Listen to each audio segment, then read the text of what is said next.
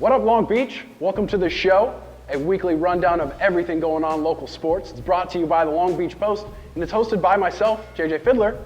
And I'm Mike Guardabascio. The show is 5 minutes every week that's going to get you up to date on all the top games, the best highlights from around the city of Long Beach each week.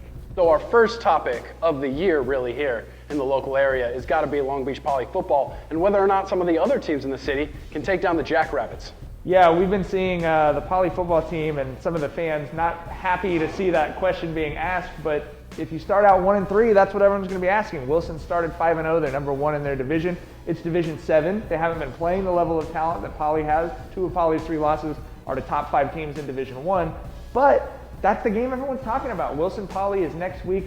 This week we've got Millikan Poly, which is going to be a big game as well. I think that's going to sell out at Millikan, and it also had us reminiscing about one of the craziest games we ever covered at Millikan 10 years ago. Oh yeah, it's definitely one of the craziest games we've ever covered. One of the craziest games we've covered just because of the experience. You and I were both at different games that night. I was actually at Lakewood Jordan, where current Lakewood coach Scott Meyer was coaching the Jordan Panthers at Lakewood, where Justin Utupo, the former coach of the Millikan Rams, was playing as a Lakewood Lancer. And we found out that that game was headed to overtime. Everybody from the Lakewood game headed over to Millikan. People were parked on Palo Verde, standing on their roofs trying to see this match. I had to run back and forth from my car to get different batteries and cameras. JJ was throwing me camera batteries. I was popping them onto the camera as this Poly Millikan game went to double overtime. Millikan ended up winning it in double overtime when Poly went for 2 to go for the win after scoring a touchdown. They didn't get it, so Millikan won 35-34.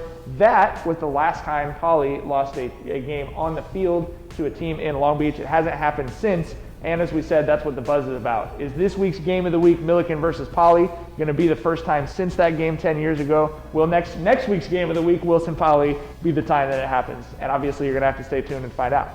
One of the additions we're doing right now with Long Beach Post is going to be our College Corner, letting you know everything going on at Long Beach State and LBCC. And right now, to be honest with you, it's about these colleges taking on some of the toughest programs in the nation and not faring very well. The Long Beach State women's soccer team is taking on top 10 teams in BYU, UCLA, and Penn State.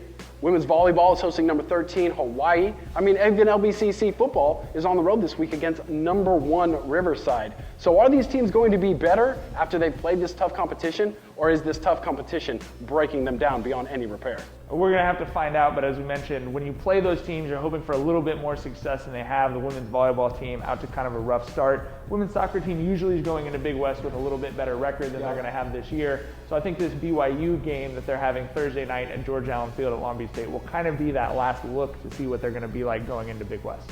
We know we've talked about this before, and we'll just keep talking about it. Long Beach has produced more NFL football players than any other city in America, so it's not surprising that each and every week our LB in NFL segment is jam-packed. And I think this week we're really talking a lot about the receivers from Long Beach. Yeah, Long Beach has also produced more receivers than any other city in the country, and Long Beach Poly specifically has produced more players and more receivers than any other school in the country. But it's actually John Ross from Jordan High School in North Long Beach that has been the baller so far for the Long Beach athletes in the NFL. He's currently number 3 in the NFL in receiving yardage after 2 really good games and then a kind of okay game in week 3. Juju Smith-Schuster also top 20 in receiving yards.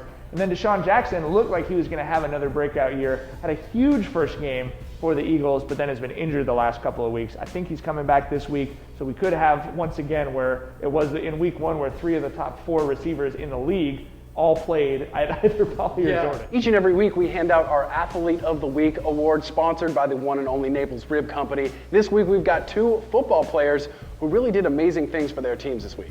Keanu Campbell-Caldwell at Millikan helped lead them to a big win last week. He had 4 touchdowns in that game. And then Lakewood had been kind of struggling, but quarterback Giovanni McCoy had 294 total yards and 5 touchdowns to help lead Lakewood to a win over Cabrillo. On the volleyball side, we have Mina Barajas from Millikan, who led them to a sweep of Wilson. She had a great performance against them. And Anissa Lopez from LBCC led the Vikings to an upset of state number 11 ranked Cyprus.